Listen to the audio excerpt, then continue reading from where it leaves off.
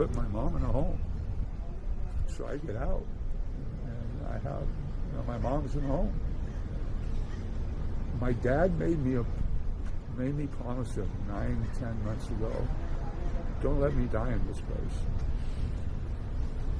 My mom is when I fell down, I knocked myself out my mom says it was just 10 or 20, 30 seconds. And she was just freezing. And I'm at the bottom of the stairs and I come to, and it takes me 30 minutes to go up, crawl up the stairs to the phone and call 911. Now, my dad asked me, don't abandon me here. And then my mom, she's still crying. And we're leaving her alone, but I'm on the horn to everybody, neighbors and all that. And she says, please don't abandon me. Please don't abandon me,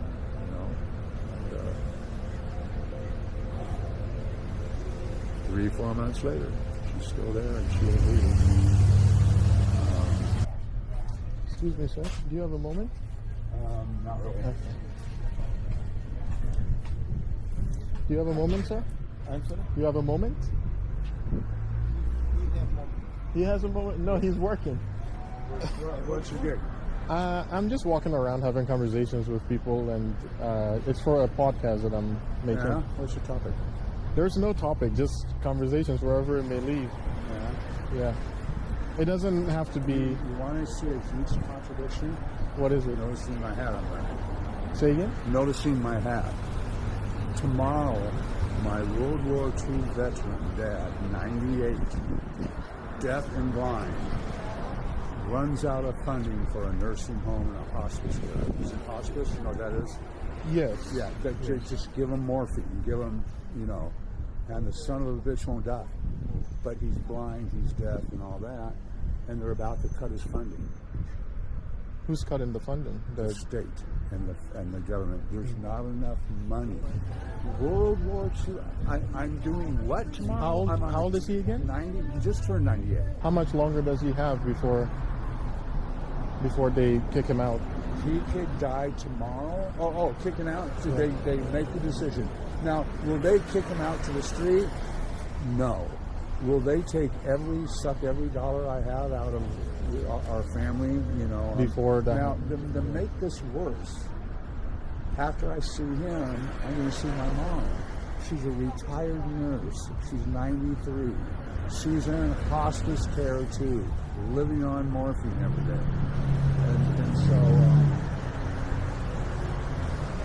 my dad could die tomorrow. My dad could die half a year from now. I'm not surprised either way. Usually when a very old person has a big event, an anniversary, I want to stay alive until my wife passes away. And then when the big event comes and goes, they usually get suicidal. I asked him, and my dad's starting to talk about it. Am I worried he's going to do it? No, he's so fucked up. He can't kill himself. It takes 2 people to get out of bed, and I'll leave you with this thought. About 6 months ago, I said, Dad, you got to tell me what's a good day and what's a bad day. Because I'll help the good days get better, and I'm trying to downplay. And he looked at me and he teared up. And so, when's the last argument we had? Dad, when you made me leave, when you pooped your diaper. Okay, remember that, he goes. I'm pretty regular. I poop every morning at 5 to 6 a.m. What's a good day? When it doesn't take them 3 or 4 hours to come wipe the shit off of me. Because he can't do it himself. It's like a 3-year-old with chocolate pudding. Yeah. And so... What's the best case for you? What's the best case scenario? If you had your way for the government... That my mom's dream comes true. They have a fatal heart attack in the middle of the night. That's my dream for my mom and dad. To end the suffering.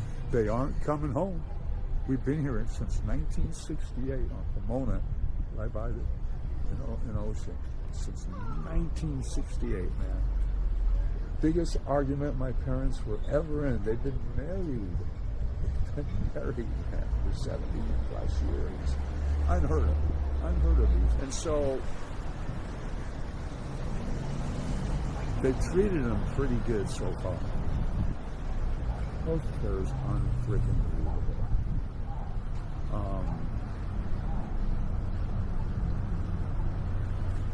World War II vet. Never fucking did a thing wrong. I don't even try to live up to his standards. I can't. You know, because did he get in arguments? Yeah. You know, us kids give him grief? Yeah. You know, but man, they don't come fucking any better. And yeah, I've seen my mom once in 8 or 9 months. Yeah. It takes 2 guys like us or bigger to get him out of bed and into a wheelchair. And they push him around in the wheelchair. That's his, you know, how much can you fucking take? I used to work at such a place. I was a CNA, so okay. Yeah, I have some experience with it.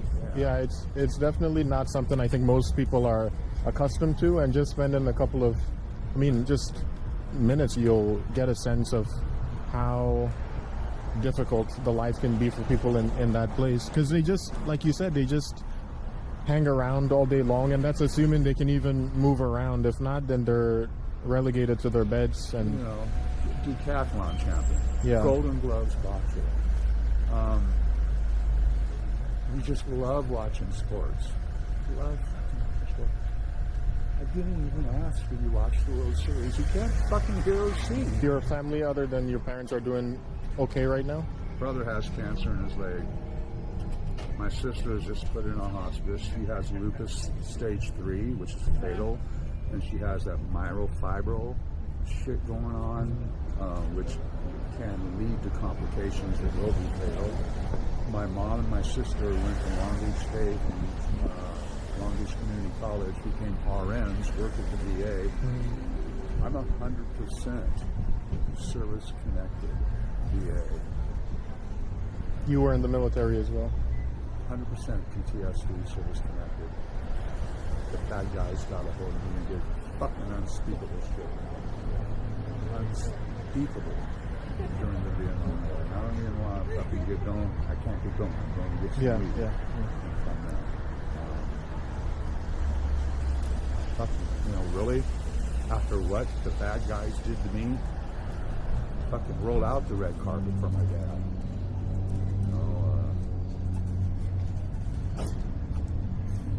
You said if you had your best case scenario, your parents would both have a heart attack in the middle of the night. In the middle of the night, and I mean, we just came in the morning and they're dead, they're cold, so they didn't put up a struggle. Yeah, because it's coming. Suffering to end. It's coming. It's like I was a combat medic. Yeah. We were trained in the middle of a firefight in the middle of the jungle. We played God. And sometimes when we don't think the guy will make it, but he has a chance, he gets what they call a single tap. And it's morphine, and it's a lot of morphine. And it's the real shit, too. And it's just give it to him, and so he can die in peace or survive and do that. And then there's times when we know the guy, he stepped on a landmine. Both his legs are gone. Half his face is gone. And he's going, please, double tap, double tap. Well, it's not in any of the rule books. Double tap is, here's your second one. We'll tell your wife you love her. Boom. Yeah. And 5 minutes later, you're dead. Yeah. And there's not a soldier there who would respect a medic who won't double tap you. Because what? Single tap for what? Yeah. The guy's in such agony, I can't imagine. Probably overwhelmed with compassion, if nothing else. Oh, yeah. The place where my mom and dad at, nothing really bad to say about them. No one's getting rich being a health aide or a CNA. So, man, we just got to get people who either through their brain or through their heart will go that extra mile. And it's not, I mean, is it really an extra mile? Yeah. And I'm saying that knowing they've already spent $500,000 in the last year Wow. Healthcare costs. on the first 3 months that I brought my dad. He stayed at the VA for like 6 months, and then he went to a nursing home, a SNF. I asked the VA; they'll give you a printout of what this costs. And he was running between $39,000 and $60,000 a month. Because someone with your knowledge and your compassion, sit down with me and my dad and convince us there's a good reason for him to wake up tomorrow in a fucking diaper full of shit. Yeah. Come on, lay it on me. And I'm not saying that in anger at the individual, just at frustration that, man, I got to be doing more. Yeah. And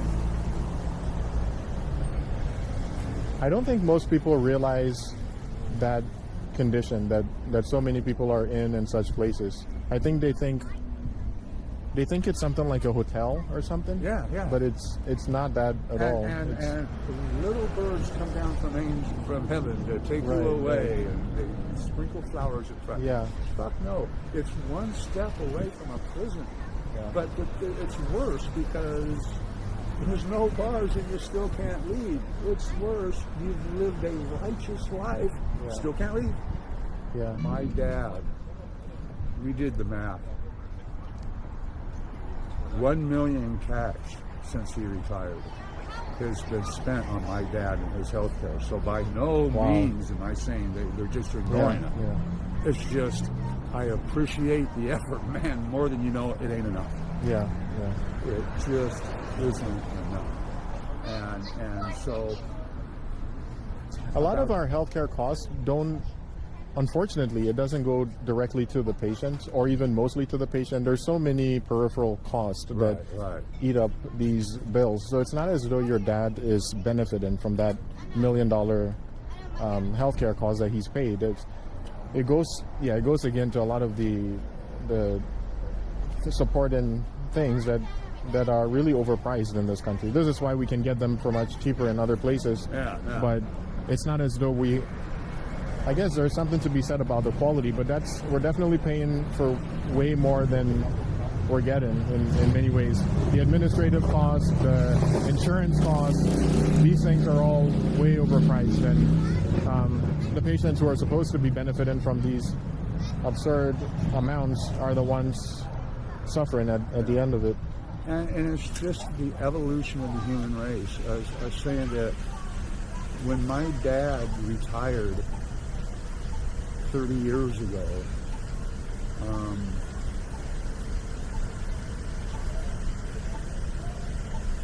no one from 50 to 100 years earlier, the actuaries and insurance companies, he's dead in 5 or 10 years. Most guys are dead in 5 or 10 years after 65. Yeah. And National Geographic magazine, that's legit. It's about 2 years ago. Had a brand new baby on the cover, brand new born. Look at this kid. He marks one of the most biggest events that are downplayed. No one even really kind of knows about this. So every baby born after is expected to live over 100 years old. Life expectancy going up. The life expectancy, we know not to cigarettes, we know not to, we know all this, and medicine's advanced. Yeah. And, you get rid of the cancer, my dad has tachycardia. He's had a heart transplant, not a heart transplant, heart operation. So again, he's sucked in $1 million. He hasn't paid $1 million into it, but he's taken $1 million out, and he's paid more than most people into the system. So the system needs to adapt to the new standard of life that we now enjoy, whereby the longevity has gone up, but the quality, it stays the same or goes down. Especially the older you get, the more your life quality probably diminishes, but it seems like there's been more emphasis on the longevity part of it than the quality of life part. My advice to you young kids, and I wish I would have taken this advice, is you got to step it up. It's doing the, okay, Mom, love you, talk to you next week. That's good. Don't get me wrong. That's good. But it ain't enough, because when your mom's laying there or your dad, it's cool to give them a hug. You're a little late on that.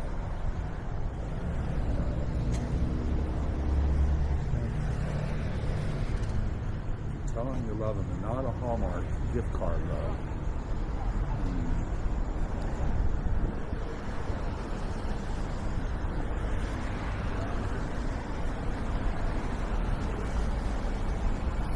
I appreciate your time, sir. I hope things work out. I don't know what that's gonna look like, but I hope somehow you guys find some relief. It's bittersweet. We know that we've done just about Everything you can. everything we can, and my parents are getting Alzheimer's, dementia, real bad, my friend. Fuck. What do you do when you're a 98-year-old man? This is a month or two ago. You got a problem here, Scott. Dad, what's up? There's a guy here named Joe who's trying to fuck your mom. Oh, Dad. That's the medicine playing with your head. Mom's 93. Yeah. It's just not happening. And Dad, me and my brother, Jerry, we want to let it happen. Toughen up on it. It will kick his ass, but it ain't happening, Dad. 4 months ago, we're in a duplex, and we have an indoor stairway. My dad's already at hospice. My mom's in hospice, but at home. And on the indoor, my mom's 72 fucking pounds. Excuse my language, but sometimes you have to use a word like that today. Yeah. 72 pounds. Wow. She starts going down the stairs, and I'm in the kitchen. I'm like 10, 15 feet away. I go, Mom, stop. Hold the handle. She's not even holding a rail. And so I come flying out of the kitchen. She's slowly halfway down, and my foot catches on the little rail banister. And I fly all the way down, and I land on my head, my shoulder, my foot. 3.5, 4 months ago, I was put in the hospital for 38 days. I just got out a month and a half ago. 38 days. Wow. 7 of them in intensive care. Trying to save my mom from and so what's fucked up about that is it's still giving me trouble. I'm still seeing a neurologist. But there was no one to watch my mom, so my brother flew in from Wyoming, still there being a cowboy. Yeah. And they fucking put my mom in a home. So I get out, and I have, my mom's in a home. My dad made me promise him 9-10 months ago, don't let me die in this place. My mom is when I fell down, I knocked myself out my mom says it was just 10 or 20, 30 seconds. And she was just freaking. And I'm at the bottom of the stairs, and I come to, and it takes me 30 minutes to crawl up the stairs to the phone and call 911. Now, my dad asked me, don't abandon me here. And then my mom, she's still crying. And we're leaving her alone, but I'm on the horn to everybody, neighbors and all that. And she says, please don't abandon me. Please don't abandon me,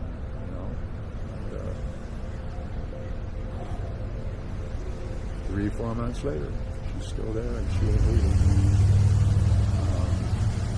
The hospice people, which are really good, the hospice nurse goes, Scott, I'll fight you on this one. You can't take care of your mom. You can't even fucking walk.